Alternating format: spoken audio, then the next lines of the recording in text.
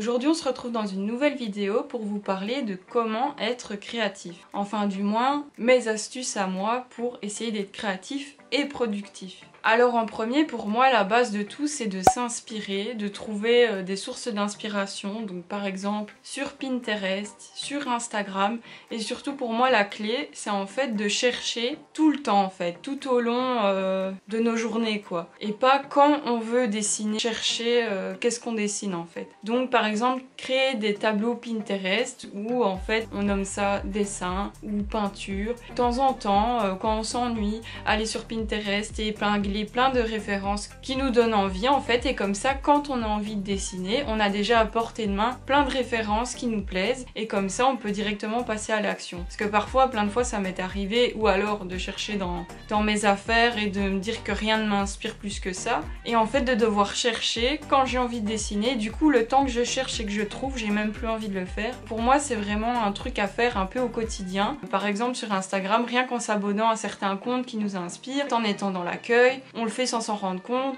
on épingle, et encore une fois on peut faire ce système de tableaux. Je trouve que l'astuce c'est de faire des tableaux bien distincts. Donc si vous faites de la peinture, c'est pas les mêmes références que si vous dessinez par exemple. Et donc vraiment bien diviser toutes les choses qui vous inspirent. Après être créatif, c'est pas seulement faire de l'art, il y a plein de façons d'être créatif. Mais moi je vous donne des astuces qui moi me parlent en tant que quelqu'un qui fait des peintures, des dessins, voilà quoi.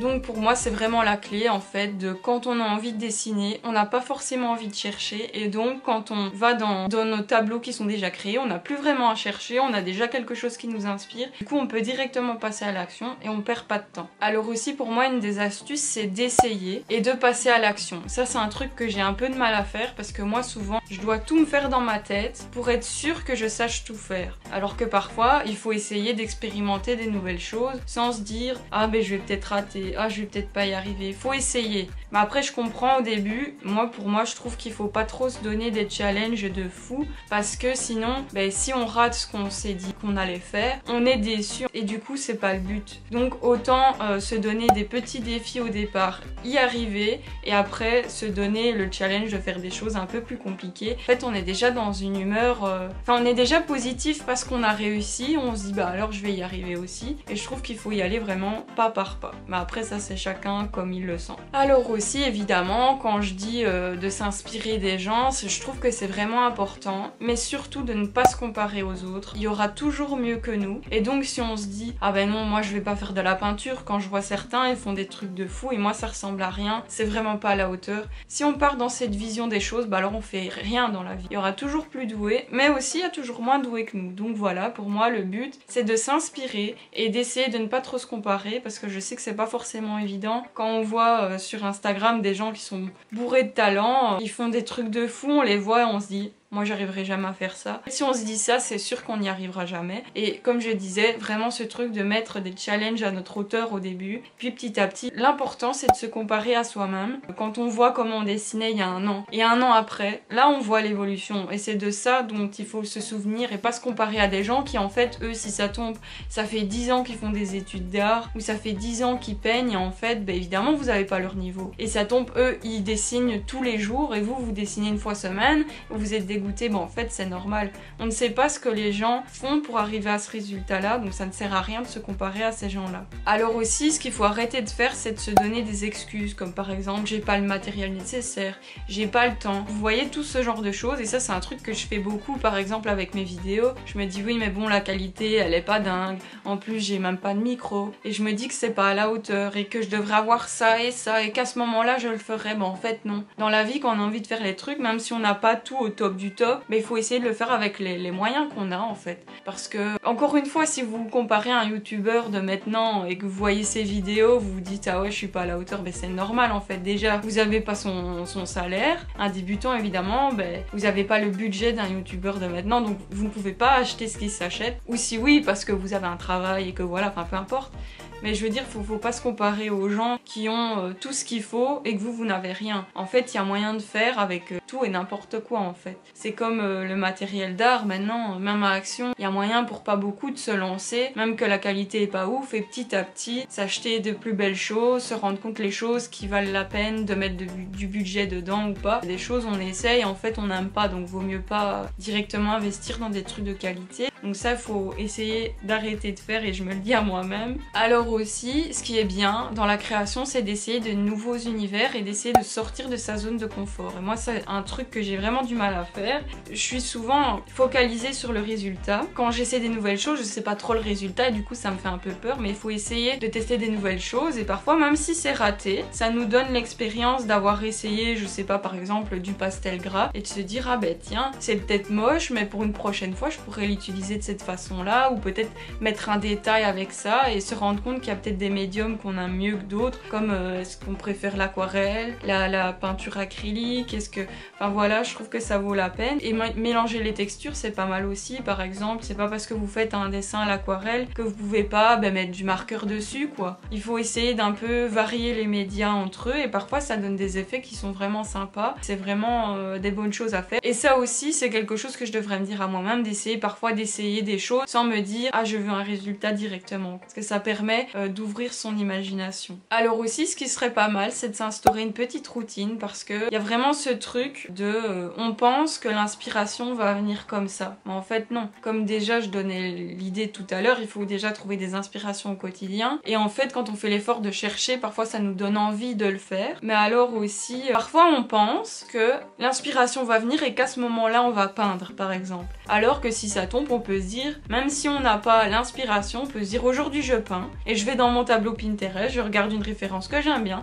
et peindre, et en fait être très content de le faire et être à fond dedans, et puis demain être motivé, parce que justement le passage à l'action donne aussi de la motivation, et donc en fait l'inspiration elle vient pas comme ça quoi. Donc parfois il faut un peu se forcer, mais pas trop, parce que je trouve, enfin moi personnellement au niveau de l'art, j'essaie justement de suivre un peu mes instincts, j'ai pas trop envie de me forcer, mais parfois comme je dis, quand on se force un peu, après l'instinct il vient tout seul quoi. Quand par exemple on fait un challenge comme le Inktober, donc un dessin par jour pendant un mois, en fait en se forçant on se dit ah en fait c'est chouette, et le lendemain on a envie de le faire, alors que si on l'avait pas fait on n'aurait pas eu envie. Je trouve que ça peut être pas mal. Et aussi arrêter de se dire qu'on n'a pas le temps. Moi c'est un truc que je me dis parfois, alors qu'en fait je passe je sais pas 3 heures sur mon téléphone de la journée, au lieu de faire ça j'aurais pu peindre, j'aurais pu faire autre chose. Mais aussi je tiens à dire qu'il faut pas se forcer de trop non plus, parce qu'alors c'est plus naturel, ça devient une contrainte, et l'art pour moi c'est une façon de se libérer, et justement si ça devient une contrainte, je pense qu'on est dans le contraire de ce à quoi c'est censé servir. Alors aussi quelque chose qui est intéressant à faire, c'est de repérer soi-même ses déclencheurs créatifs. Donc par exemple, vous savez que quand vous regardez une vidéo, un clip par exemple,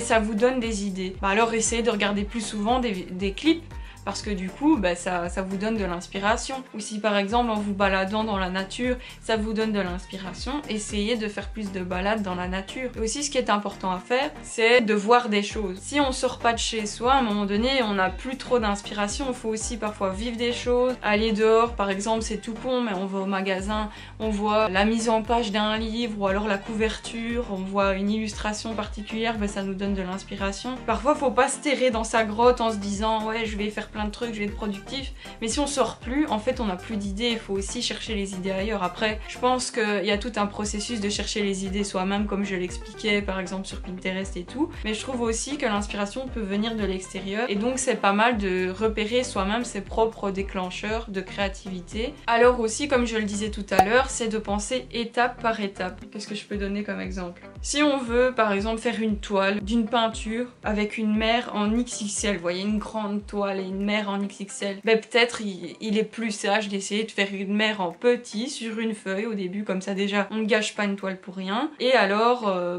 après si vous maîtrisez en petit, vous essayez en un peu plus grand, puis un peu plus grand, parce qu'encore une fois si vous commencez avec un challenge trop haut, vous allez peut-être être déçu de rater, alors que si vous aviez été étape par étape ça aurait été. Après moi c'est ma vision des choses. Je sais que par exemple mon copain lui il me dit que justement il aime bien se donner des challenges et se dire bon bah ça a l'air difficile mais je vais réussir à le faire, et en fait ça le motive encore plus quand il se dit que la référence elle est compliquée. Moi perso j'aime pas trop faire ça, mais bon encore une fois ça c'est chacun comme il est. Donc voilà, c'était mes astuces à moi pour essayer d'être créatif et productif. Après comme je l'ai dit, il y a plein de choses que je ferais mieux de me le conseiller à moi-même et de le faire. Mais voilà, dans l'idéal ce sont mes conseils. Aussi la créativité de quelqu'un n'est pas la même que quelqu'un d'autre, et donc c'est vraiment à vous d'être attentif à vous-même et de voir qu'est-ce qui vous inspire. Prêtez attention à ça pour justement essayer d'entretenir cette créativité qui est quand même assez importante. Alors je sais aussi que beaucoup de gens disent ah moi j'ai pas d'imagination, j'ai pas ci, j'ai pas là. Je pense qu'il y a une part de vérité, qu'il y a des gens qui ont plus d'imagination, de créativité que d'autres, mais je crois que c'est aussi quelque chose qui se travaille, et que si moi par exemple je suis quelqu'un de créatif mais je vais jamais chercher des références sur Pinterest, ben à un moment donné je sais plus quoi faire, vous voyez ce que je veux dire. Après je pense aussi que tout ce qui est référence, faut parfois essayer de s'en éloigner